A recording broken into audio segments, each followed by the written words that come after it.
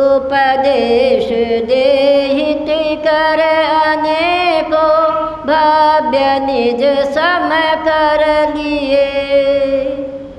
रवि ज्ञान ज्योति प्रकाश डालो वीर मेरे भी ये। कावून नमोकारम अरिहंताणं ते बसीधाणम् आयर्यवज्जायाणं लूयं यसब्बसाहूणम्। बोले देवादिदेव श्री पार्श्वनाथ भगवान की, बोले श्री चंद्र प्रभु भगवान की, बोले आचार्य चार्य चक्रवर्ती श्री शांति सागर जी महाराज की, बोले आचार्य रत्न 108 अजित सागर जी महाराज की, गुरुवर आचार्य करते 108 सरमती सागर जी महाराज की, बोले आचार्य श्री अतिवीर सागर जी महाराज की, बोले भक्तामर महामंडल विधान की, बोले जैन धर्म की।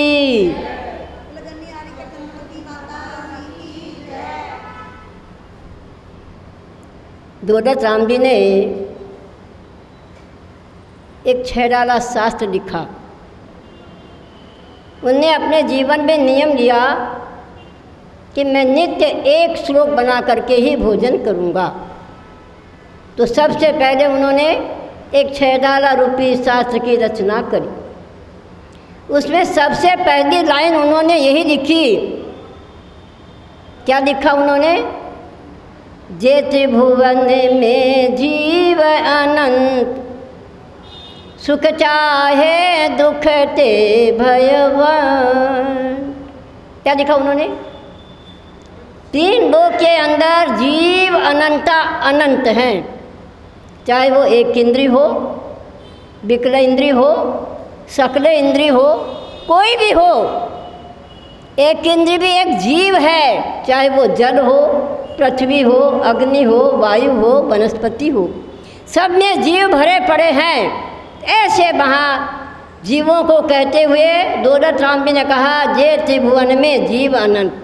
जितने भी अनंत जीव हैं, सभी जीव क्या चाहते हैं? क्या चाहते हैं? सुख चाहते हैं। ये वनस्पति भी जो वृक्ष बनकर के खड़ी है, ये भी सुख चाहती हैं। जेठ की धूप में ये भी क्या होता है? सूख जाते हैं। फिर क्या होता है? सावन की बारिश में क्या होता है? हरियाली छाती है। इनके अंदर भी ये भी प्रफुल्लित हो जाते हैं।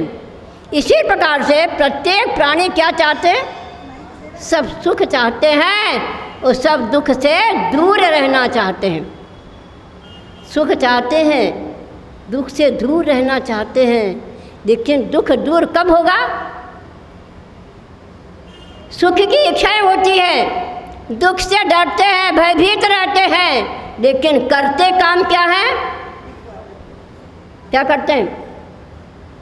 दुख आने का ही तो काम करते हो। तो दुख दूर कैसे होगा? रात्रि भोजन करते हो, पानी छान के नहीं पीना, भगवान के दर्शन नहीं करना, जाप नहीं करना, पूजा नहीं करना, भक्ति नहीं करना, तो किससे सुख मिलेगा आपको? बोया पेड़ बबूल का आम कहाँ से खाए? वृक्ष तो आप बबूल का बोते हो, बीज बबूल का डालते हो, रात्रि भोजन करते हो, पापों से दूर नहीं रहते, तो सुख कैसे मिल सकता है? सुख की परिभाषा क्या होती है? सुख किसे कहते हैं? क्या परिभाषा है सुख? सुख में दो अक्षर होते हैं। कितने होते हैं? सुख में दो अक्षर होते हैं, एक सु और दूसरा ख।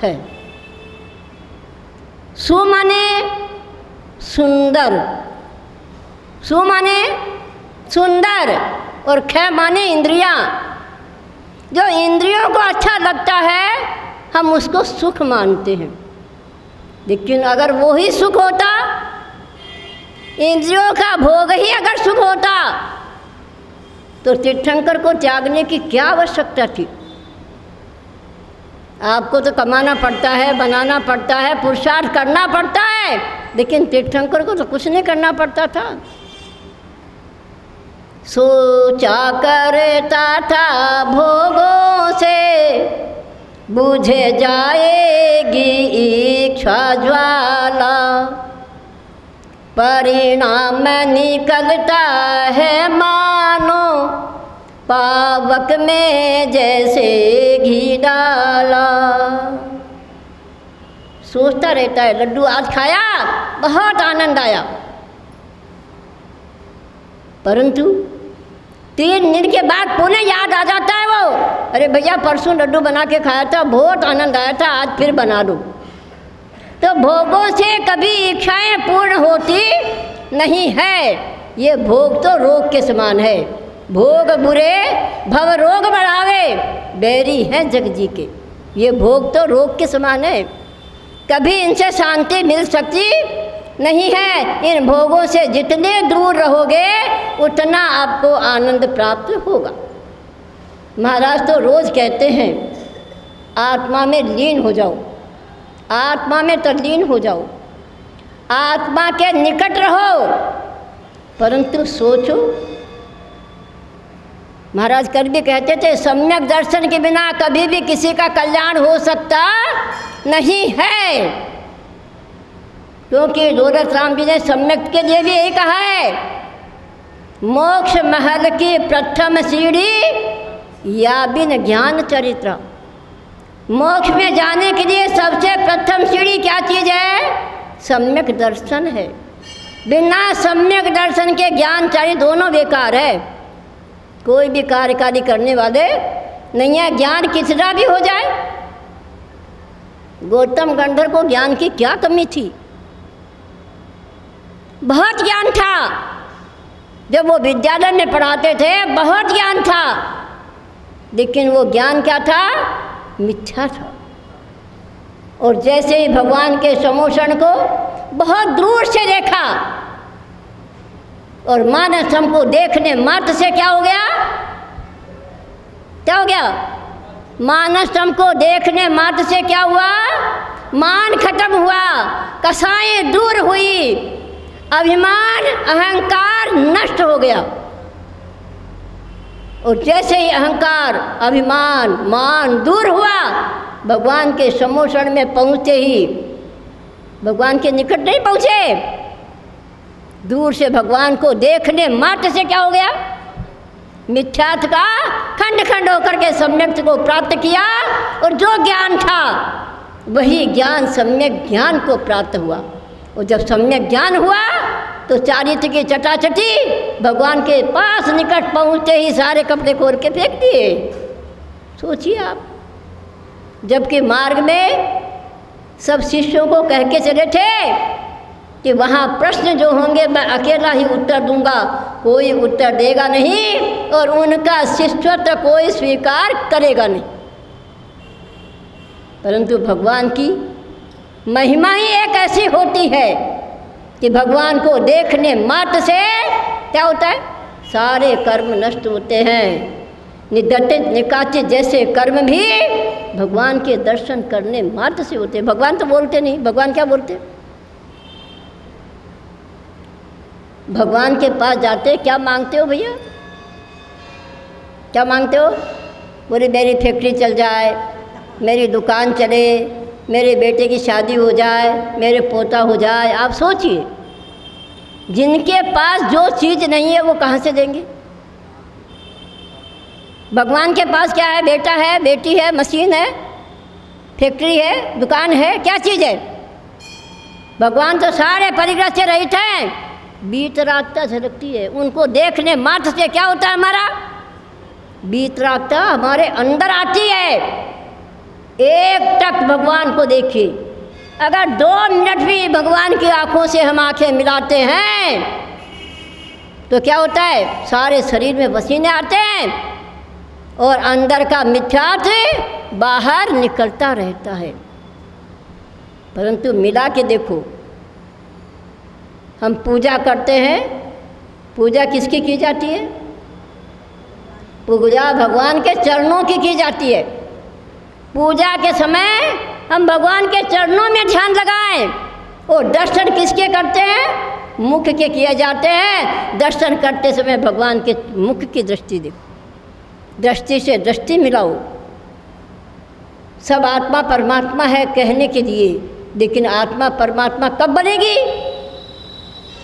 जब तक इनके पास नहीं आओगे तब तक आत्मा परमात्मा बन सकती नहीं है। कल महाराज जी ने बताया था कि धर्मोपदेश के बिना, देशना के बिना, चाहे तीर्थंकर भी क्यों न हो, उनको भी सम्यक हो सकता नहीं है।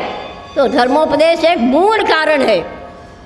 हमारे सम्यक के 4 कारण होते हैं: जाति स्मरण, देव दर्शन, दिव्य दर्शन, पंच कल्याणक आदि प्रतिष्ठाएं और धर्मोपदेश। ये हमारे सम्यक के कारण होते हैं। उन कारणों में सबसे पहला मूल कारण है धर्मोपदेश, क्योंकि निसर्गित तो कभी कभी होता है, लेकिन अधिगमज प्रत्येक मानव को लेना पड़ता है।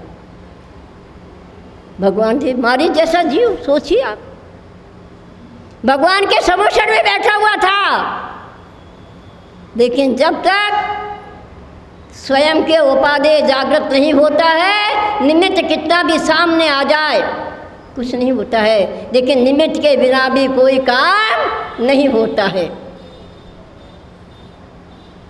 बिना निमित्त के कभी भी सम्यक दर्शन प्राप्त हो सकता नहीं है। इसीलिए प्रत्येक मानव को अपने जीवन में 4 बातें विचार करिए, सोचते रहिए। पानी को चढ़ाने के लिए पानी आता है किसमें? नल में। किसमें आता है पानी? किसमें आता है? नल में। उस पानी को अगर हमें 4 मंजिल चढ़ाना है तो क्या करना पड़ेगा? है? पानी को चढ़ाने के लिए यंत्र चाहिए। बिना मशीन के पानी ऊपर चढ़ता नहीं। और मन को अगर हमें शुद्ध करना है, मन को ऊपर उठाना है, तो हमें क्या चाहिए? पानी को चढ़ाने के लिए यंत्र चाहिए और मन को बढ़ाने के लिए मंत्र चाहिए। बिना मंत्र के आत्मा कभी शुद्ध हो सकती नहीं है। जाप चाहिए, चाहे वो भगवान का, समुषण का, किसी भी चीज़ का, भगवान की भक्ति का, कोई भी आप संस्कार करिए, पूजन करिए, ध्यान करिए, जाप करिए, स्वाध्याय करिए। ये सारे हमारे क्या कारण हैं? मंत्र के द्वारा मन को उठाने के लिए पुरुषार्थ है। इनसे हमारा मन ऊपर चढ़ेगा, विचलित नहीं हो सकता है। और तीसरा, धन के लिए क्या चाहिए? तंत्र चाहिए। कोई न कोई कार्य करिए, बिना कार्य के धन आ सकता नहीं है। इसीलिए कहा है पानी को चढ़ाने के लिए यंत्र चाहिए, मन को बढ़ाने के लिए मंत्र चाहिए, धन को लाने के लिए तंत्र चाहिए, लेकिन मुक्ति को पाने के लिए संत चाहिए। बिना संत के मुक्ति कभी मिल सकती नहीं है। हमारे तीर्थंकर स्वयं बुद्ध बनते हैं, उन्हें गुरु की आवश्यकता नहीं होती। लेकिन इस भाव में पहले कभी उन्हें भी अपने को गुरु चुना था। बिना गुरु के उनका भी कल्याण होता नहीं है। आप सोचिए, शेर जैसी पर्याय में, हाथी जैसी पर्याय के अंदर भी गुरु का उपदेश मिला तो क्या हो गया? क्या हो गया? हाथी भी तिर करके कहाँ चला गया? हाथी भगवान पार्श्वनाथ बन गया और शेर भगवान के गुरु का उपदेश सुनकर के क्या बन गया? महावीर बन गया। सोचो, तिर्यंच भी अपना आत्म कल्याण गुरु के द्वारा कर देते हैं, तो मनुष्य गुरु के निकट बैठ करके क्या अपना कल्याण नहीं कर सकता है? अवश्य करेगा। हमारे आचार्य कहते हैं हमारे आत्मा कादिमा से कलुषित रहे, कोई तकलीफ नहीं है। हमारी आत्मा कसायों से कलुषित है, अनादिकाल से, आज से नहीं। ये जीव कब से आया? निगोद से निकल करके। और कसायों के साथ आया, मिथ्यात्व के साथ आया, उनको नष्ट करने के लिए हम यहाँ इस तक मानव जीवन को प्राप्त किया। तो हमारी आत्मा क्या चीज़ है? कलुषित है, काली है, कोयला के समान है। लेकिन हमारी आत्मा कोयला रहे, हमें कोई तकलीफ नहीं, लेकिन हमारी आत्मा तारकोल न बन जाए। कोयला है, जब तक हमारी आत्मा सफ़ेद हो सकती है, लेकिन तारकोल कभी सफ़ेद हो सकता नहीं है। कोयले को तो तपा दो, जला दो, क्या होगा? सफ़ेद हो जाएगा। लेकिन तारकोल को कितना भी तपाओ, कितना भी जलाओ, तो क्या होगा? कभी सफ़ेद हो सकता नहीं है। तो ऐसी आत्मा हम विचार करें कि हम कहाँ से निकल कर के आए हैं? निगोद से। कहाँ से आए हो आप लोग? कहाँ से निकल के आए हो? निगोद से। और जो निगोद से निकल कर के आता है वो कभी अभव्य हो सकता नहीं है। अभव्य संसार राशि का है, अभव्य निगोद का नहीं। निगोद से जितने भी जीव निकलते हैं, कितने निकलते जीव निगोद से? 6 महीने 8 समय में 608 जीव निगोद से निकलते हैं। और संसार राशि से 608 जीव 6 महीने में मोक्ष जाते हैं। संसार राशि में न कभी एक बढ़ता है और न कभी एक घटता है। संसार राशि जितनी है उतनी ही रहने वाली है, कम ज़्यादा नहीं होती। फिर भी 608 जीव निगोद से जो निकल कर के आते हैं ये सारे भव्य होते हैं। तो हम लोग क्या सोचें अपनी आत्मा को? कहाँ से आए हम लोग? निगोद से आए हैं, हम संसार राशि के नहीं। हम निगोद से आए हैं और निगोद का निकला हुआ जीव भव्य होता है। आज नहीं कल, कल नहीं परसों, कभी न कभी मोक्ष जाएगा। हमारे दोलन प्रांत में ये भी लिखा है कि सुमेरु जैसे पर्वत कमंडल और पीछे के ढेर लग गए, फिर भी आत्मा का कल्याण नहीं हुआ। परंतु वो कौन थे जिनके सुमेरु पर्वत पीछे कमंडल का ढेर हो गया? वो कौन थे? भव्य नहीं। भव्य तो मुनि बनने के बाद 32 भाव अथवा 49 भाव के बाद नियम से मोक्ष चला जाता है। लेकिन अभव्य जीव ऐसे ऐसे होते हैं जो दिगंबर वेश को धारण करते हैं। इतनी कसाएं उनके बंद होती है कि घानी में पेल दे तो चू न करे। ऐसे जीव अभव्य भी 9 ग्रेवक तक चले जाते हैं। 31 सागर की आयु वहाँ पर सुखों को भोगते हैं। लेकिन फिर क्या होता है? फिर संसार भ्रमण है।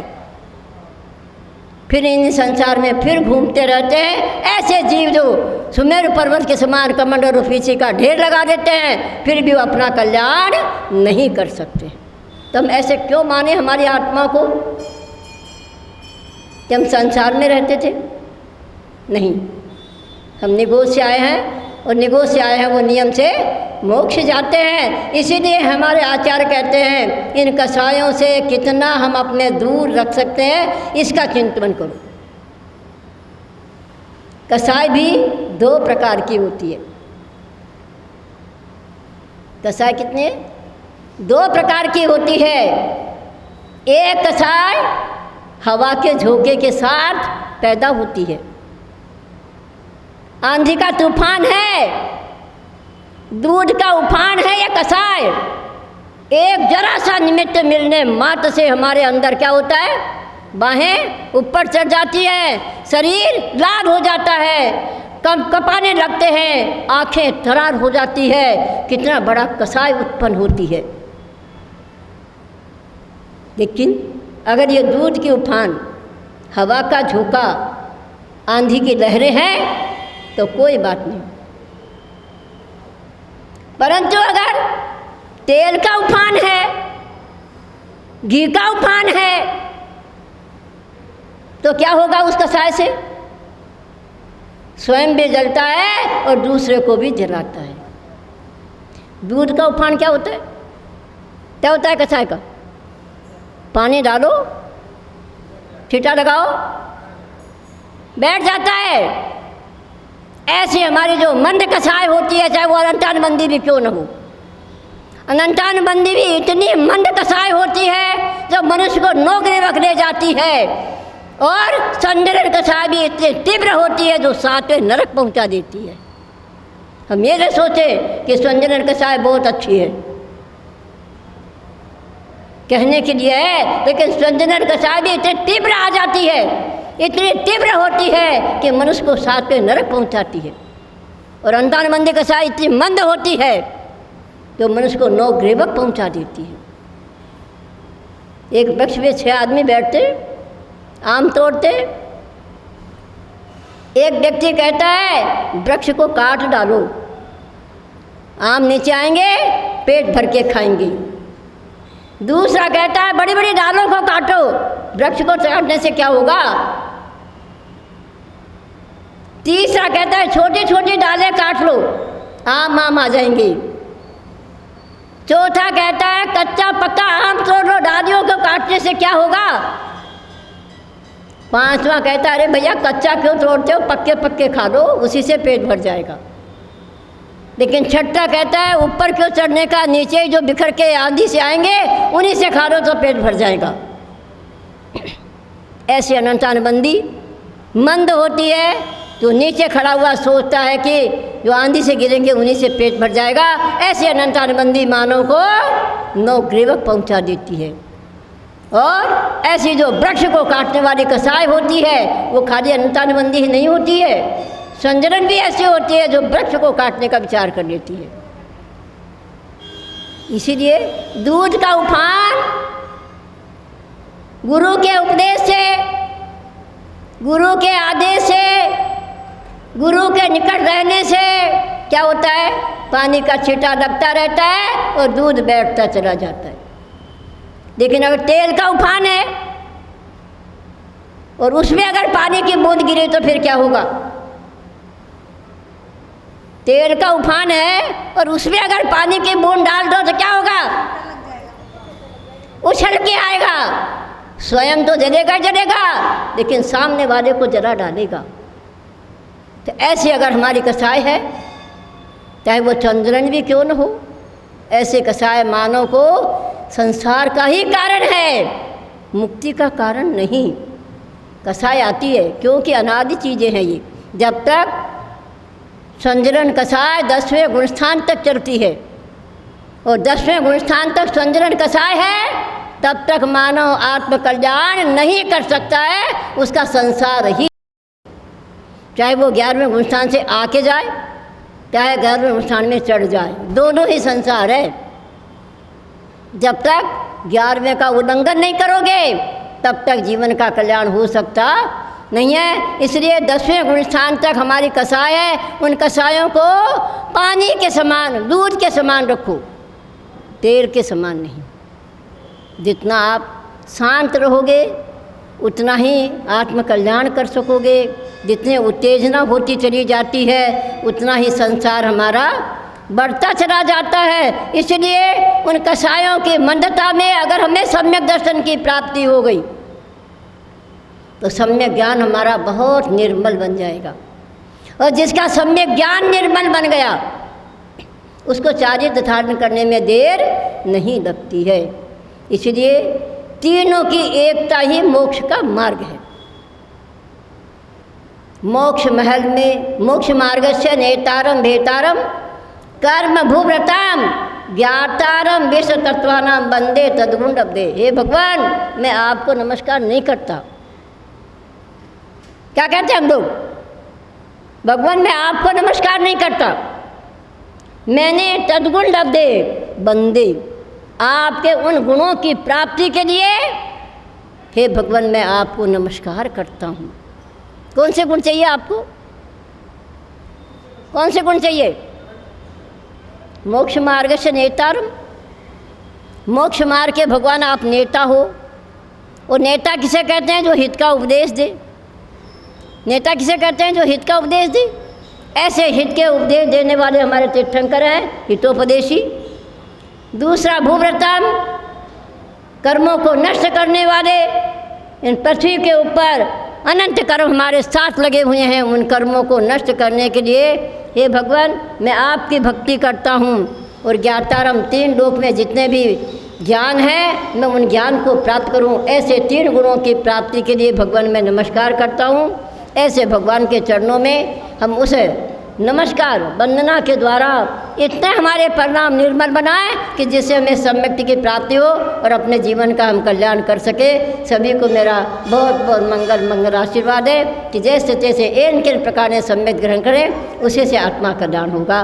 बोले महावीर भगवान की।